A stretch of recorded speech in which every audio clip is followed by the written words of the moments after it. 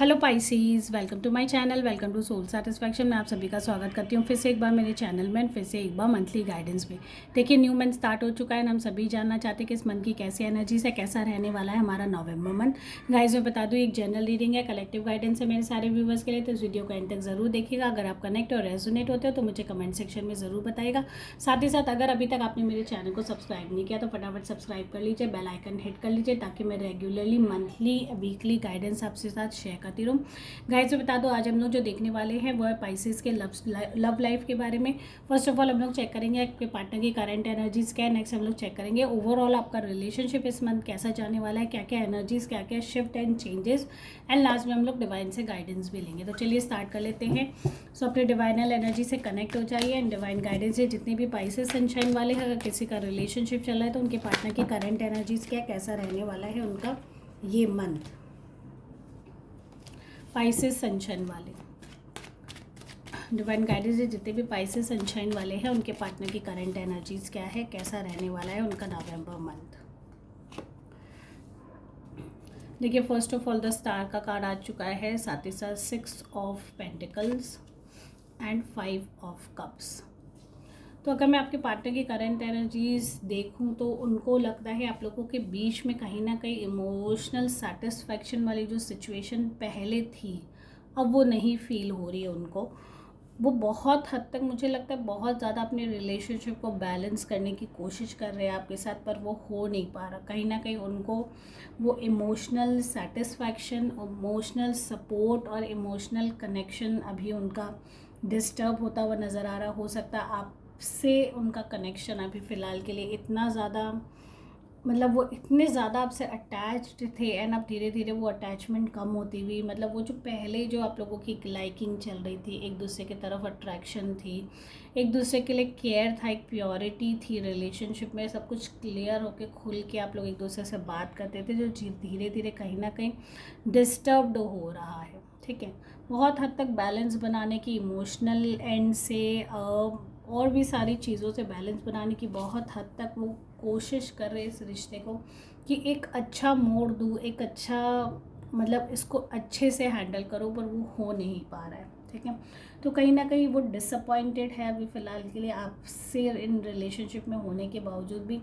उनको लगता है, और ये भी मुझे इंडिकेशन मिल रही है कि कहीं ना कहीं इनिशियली आप लोगों के ब्रेकअप होने के भी यहाँ चांसेस नज़र आ रहे। हो सकता है कि ये जो वन साइडेड लव नहीं है, जो ओवर कंसर्न उनका है, ओवर पैम्पर या ओवर लव जो बोलते हैं ना, इमोशनल, डीप इमोशनल कनेक्शन जो उनका है, वो कहीं ना कहीं उनको अंदर ही अंदर डिस्टर्ब कर रहा है, डिस्ट्रैक्ट कर रहा है अपनी अपनी सेल्फ प्रेजेंस में होने के लिए। ठीक है, तो यहाँ बहुत ज़्यादा यही है कि अभी फ़िलहाल के लिए इस मंथ आपको बहुत कोशिश करनी होगी कि आप अपने रिलेशनशिप को अच्छे से हैंडल करें। अगर आपको लगता है कि आपका अटेंशन कहीं और बिल्डअप हो रहा है, तो आपको फ़िलहाल जितनी भी रिलेशनशिप है उसमें थोड़ा सा काम करने की ज़रूरत है, उसको इम्प्रूव करने की। हो सकता है यहाँ आपका जो एक्चुअल आपका जो लविंग नेचर है, बहुत ज़्यादा गिवर हो आप, वो हो सकता है कहीं ना कहीं उनको डिस्टर्ब कर रहा हो सकता है आपका अटेंशन इस वक्त कहीं और हो, जो उनको कहीं ना कहीं इंटरनली उनके मन में एक एंगर इशू बिल्डअप हो रहा है आपको लेके। तो ये सारी चीज़ों का आपको ध्यान रखना है इस मंथ कि आप अपने रिश्ते, कमिटेड रिलेशनशिप में ज़्यादा अटेंशन दें एंड इधर उधर आप जो आपका नेचर है उसमें थोड़ा सा अगर आप चेंजेस लाते हो तो सकता है रिलेशनशिप में इम्प्रूवमेंट। तो देख लेते हैं ओवरऑल गाइडेंस, रिलेशनशिप आपका कैसा जाने वाला है। तो डिवाइन गाइडेंस है, जितने भी पाइसेस है अगर रिलेशनशिप में, तो नवंबर मंथ उनका कैसा जाने वाला है।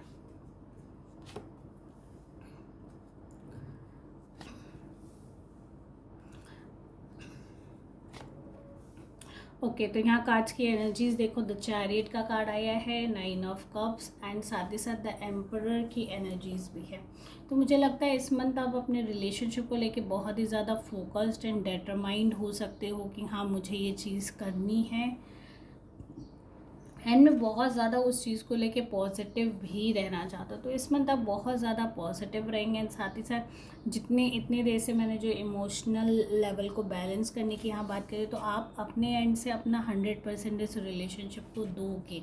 पास में जो भी हुआ या नियर फ्यूचर में आप नियर पास में जो भी आपने गलतियाँ की है या इग्नोरेंस की है या उतना अटेंशन नहीं दिया है, तो इस मंथ आप डेफिनेटली अपने रिलेशनशिप को अच्छे से एकदम, हो सकता है आप लोग दोनों के बीच में चीज़ें बहुत हद तक बेटर भी हो जाए। जो उनको जो इमोशनल स्ट्रेस मिल रहा है वो हो सकता है इनिशियली 5-6 डेज़ उनको वैसा फील हो, बट क्योंकि अगर वो अपने आप को एक्सप्रेस नहीं करते हैं तो हो सकता है आप भी उस चीज़ को ना समझो, तो वो अपने आप को एक्सप्रेस कर सकते हैं इस मंथ। एंड उस चीज़ को आप संभल के बहुत अच्छे से यूटिलाइज़ करके अपने रिश्ते को हैंडल करने की कोशिश भी करेंगे।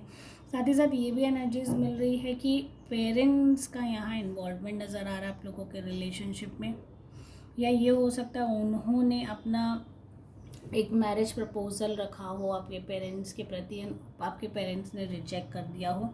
ये सिनेरियो भी मुझे होती हुई नज़र आ रही है, बिकॉज द एम्परर अपने आप में एक अथॉरिटेटिव पर्सन को भी बताता है कि कहीं ना कहीं बहुत ही पावरफुल पर्सनालिटी का हमारे रिलेशनशिप में इन्वॉल्वमेंट है, जिसकी वजह से ये सारी चीज़ें अराइज हो रही है, ये सारी सिचुएशन सामने आकर हमारे खड़ी हो चुकी हैं।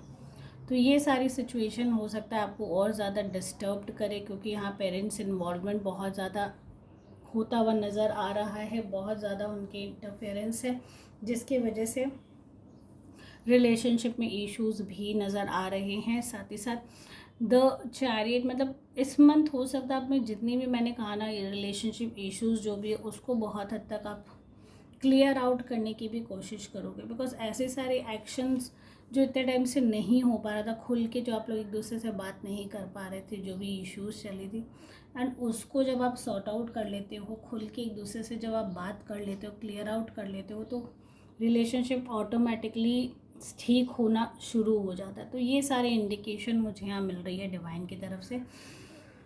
एंड लास्टली जो मुझे लगता है कि इस रिलेशनशिप को उनमें दोनों का इक्वल एफर्ट्स है। एक पर्सन हो सकता है एक्सट्रीमली इमोशनल हो चीज़ों को लेके, बट एफर्ट्स बहुत ज़्यादा आप लोग लगा रहे हो, which is good. And relationship आगे जाके आप लोग देखोगे और स्ट्रॉन्गर बॉन्ड आप लोग एक दूसरे के साथ बिल्डअप कर पा रहे हो। तो द एम्परर की एनर्जीज मुझे लगता है कि बस कहीं ना कहीं पेरेंट्स इन्वॉल्वमेंट है, उनका अथॉरिटेटिव पावर है, जिसकी वजह से आप खुल के सामने नहीं आ पा रहे हो कि आपको क्या बोलना है, कैसे चलना है। तो गाइडेंस ले लेते हैं, डिवाइन गाइडेंस है जितने भी पाइसीज है ओवरऑल इस रिलेशनशिप के लिए क्या गाइडेंस आप देना चाहते हो, कैसा रहने वाला है उनका नवंबर मंथ, गाइडेंस के लिए क्या मैसेज है। ओके, तो बहुत ही अच्छा है। 3 ऑफ कप्स की एनर्जीज है, कहीं ना कहीं आप लोग सेलिब्रेट करोगे अपनी ये ब्यूटीफुल जर्नी, एक लव्ड वाली, एक कनेक्शन वाली, एक फ्रेंडशिप वाली रिलेशनशिप को आप लोग ओवरऑल अगर देखो तो इस मंथ बहुत ज़्यादा इन्जॉय करने वाले हो, सेलिब्रेट करने वाले हो। या ये भी हो सकता है कि ये जो हाँ ना के बीच में एक सिचुएशन चल रही थी रिलेशनशिप एक्सेप्टेंस का, तो इस मंथ स्ट्रॉन्गर सिचुएशन है कि आपकी रिलेशनशिप को एक्सेप्टेंस मिल जाए पेरेंट्स की तरफ से, ये गाइडेंस भी मुझे यहाँ आ रही है। एंड कहीं ना कहीं एंगेजमेंट या छोटे मोटे कोई एक होता है ना रोक का काइंड ऑफ थिंग कि हाँ एक्सेप्टेंस हो गई है हमारे पेरेंट्स की हमारे रिलेशनशिप को। तो ये इंडिकेशन मुझे बहुत हद तक यहाँ पे मिल रही है कि हाँ डिवाइनल एक्सेप्टेंस भी यहाँ हो चुकी है। बहुत जन जो कोशिश कर रहे थे रिलेशनशिप को एक डिफरेंट लेवल पे ले जाने के लिए, एक मैरिज लेवल पे ले जाने के लिए, तो यहाँ वो भी मुझे स्कोप नज़र आ रहा है कि मैरिज फिक्स होने के चांसेस है। मतलब कहीं ना कहीं इन्जॉयमेंट, एक जॉयफुल पीरियड आप लोग इस मंथ इन्जॉय कर सकते हो अपने रिलेशनशिप का, एक हैप्पियर मोमेंट आपका रहेगा।